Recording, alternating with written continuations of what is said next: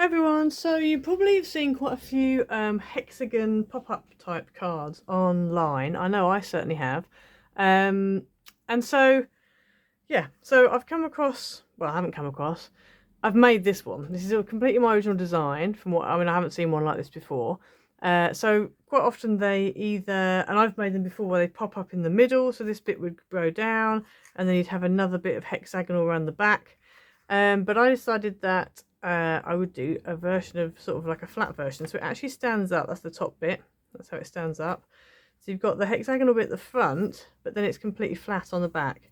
So it folds flat and it fits in a 6x6, I believe, or 5x7. I can't remember what I did it for in the end. It fits in a 6x6 envelope. So the card itself, when folded flat, measures 6x6, and obviously that just pops forward. You stand it up. If you wanted to, you could put a strut along there. I haven't quite figured that out yet, but I might do it today. We'll see. But yeah, it's quite nice. Quite a nice little card, a bit different. Folds flat. So yeah, so that's what we're going to do today. These papers are the Arctic Wonder paper pad from Trimcraft. And these deers I've had a while. These are from Dovecraft. That was from a different set, but also from Dovecraft, and this was just out of my stash. So yeah, so let's get into it.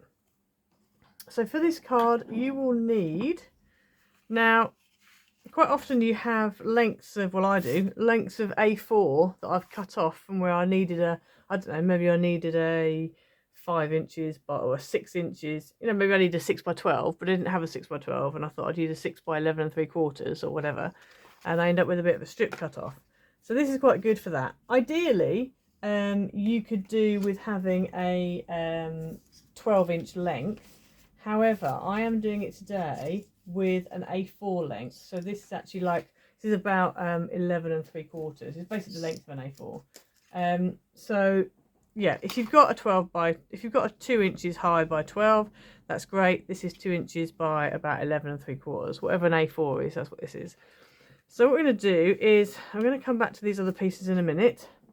So with the 2x12 strip, or 2x11 3/4, 11.5, whatever you've got, you need to get your scoreboard out, and you're going to score it at 2 inches, at 3 inches, at 5 inches, at 7 inches, at 9 inches, and at 10 inches.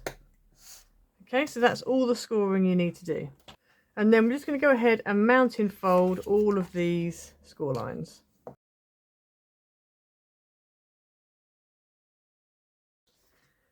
Okay, so once you've folded all your score lines, you should end up with this. And so what you're going to do now is fold this flat on your desk, and we're going to decorate, we're not going to decorate these two pieces here, but all the other panels, the other 5 panels, we are going to decorate.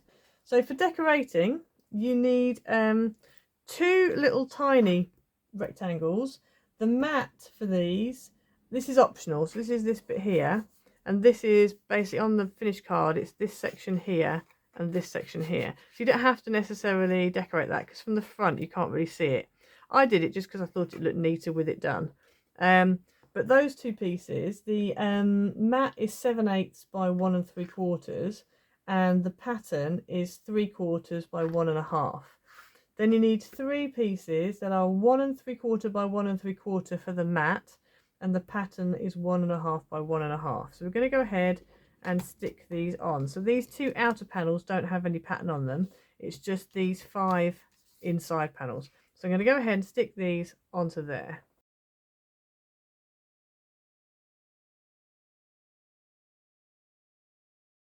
Okay, so you should end up with that. Don't mind the fact that some of my mats are slightly bigger and smaller than each other. I had a bit of a game cutting them all out. But anyway, so that's your finished strip, and so that's going to go around like that. So now I'm going to put that to one side just for a second and bring in our 2 other base pieces, and these are 4x6. Both of them are 4x6 inches. And on top of these, you need 2 mat panels that are 3 3/4 by 5 3/4. And then you need 1 white card panel, because that's going to go on the back. and then you also need one pattern panel, and both of these measure 3.5 by 5.5. Okay, so I'm going to go ahead and stick this one onto there and that one onto there. Okay, so you end up with that. So that's your two panels, your two base card panels. So now what we're going to do is we're going to bring our card back in. Now, if you want to, you can decorate the front now, but I'm going to wait until we get it into place, because then I can see what I can see and what I can't see. So what we're going to do now is just going to turn this over, and then on the inside piece here on the end, we're going to add a bit of glue. You can use red tape if you want. I'm going to use glue just because I've got a bit more time to wiggle them.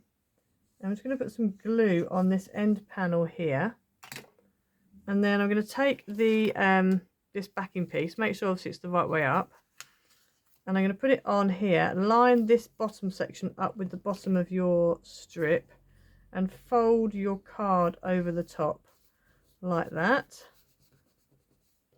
And let's just make sure that it's nice and straight. Yes, nice and straight, that's good. And then I'm just going to fold it. So what we're going to need to do now is fold it on this second line here. So fold it on the second line, and then fold it on the second line here, and that's going to come over. And as you can see, there's a bit of a gap. So if you use 12 by 12, there won't be a gap. If you use anything shorter, like A4 or 11 3/4, 11 1/2, whatever, you'll have a bit of a gap. But that's fine because you're going to cover it up with this other panel. So that's what I was saying. If you wanted to, you could get away with not having this second base panel at the back, but if you do that, then you need to make sure you've got 12 by 12 really. You really need to make sure then you've got a 2 by 12 strip rather than anything shorter than that. So that's our card base done. Okay, now mine's gone over slightly, so I don't know if you can see that on here. You see where my base is, it's just overshot that line just slightly, but this is now already stuck. So, oh no, I haven't, it hasn't. I can rearrange it. This is another good thing with having glue. So you just need to make sure that it creases, it folds around both of those edges there, but also when you fold it flat, it does actually fold flat. Okay, so folding flat is your main concern, but you also need to make sure when it stands up, it does actually, you can still get that hexagonal front, because if it's too flat when it stands up, then that's going to be a problem. So hopefully that will work. It's not stuck the best, but anyway, we're going to stick another layer in a minute, so that'll help it.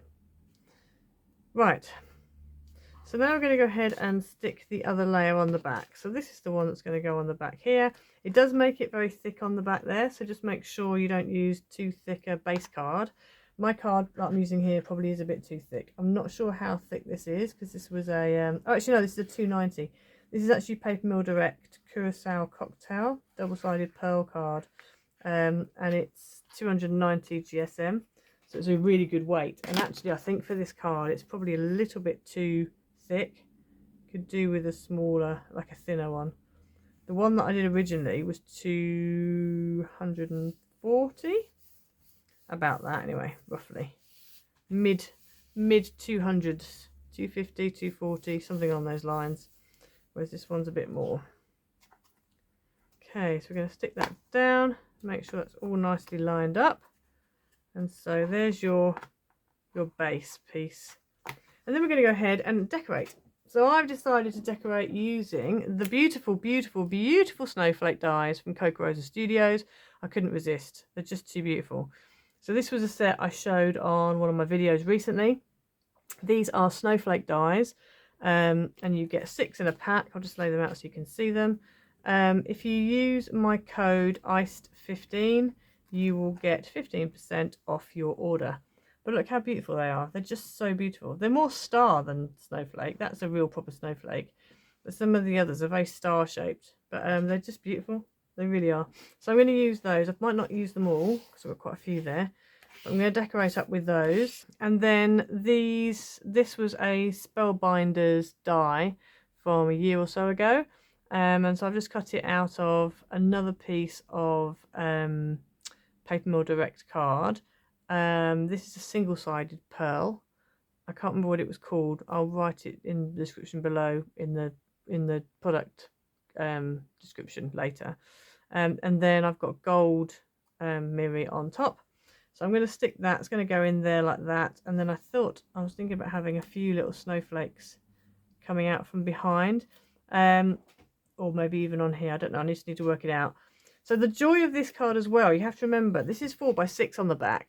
But you have an extra inch here and inch this side. So if you want things popping over the edge, you can, as long as they don't go past your 6x6 frame, as it were, then you're fine. But you have got a little bit of room to play with there, which I quite like. I like that because it means you can, you know, you've really got freedom to go ahead and do what you want to do. So I'm just going to have a bit of a play and see. I think I might stick that on there actually. So I'm going to go ahead now and I'm going to decorate this up.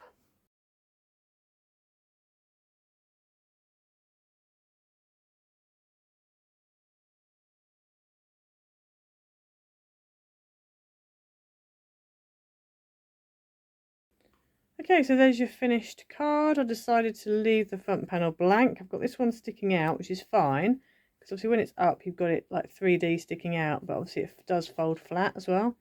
So yeah, so that's that really. So that then stands up like that. And as I said, if you wanted to put a strut across, you probably could, but you'd have to figure out roughly how to do it. I probably will do that at some point. But yeah, it doesn't really need it. I don't think it really needs it because you haven't got that much depth, and it gives you space to be able to see what's on the back. So it doesn't really bother me. These papers that I've used here are an old Dovecraft premium paper called Twilight Wishes. Very nice, all teals, purples and golds. Beautiful, beautiful papers. So yeah, so that's the card for today. I hope you enjoyed it. Please like, subscribe, leave a comment down below, hit the notification bell so that you'd never miss a video, and we'll see you for the next card making tutorial. Okie doke, bye!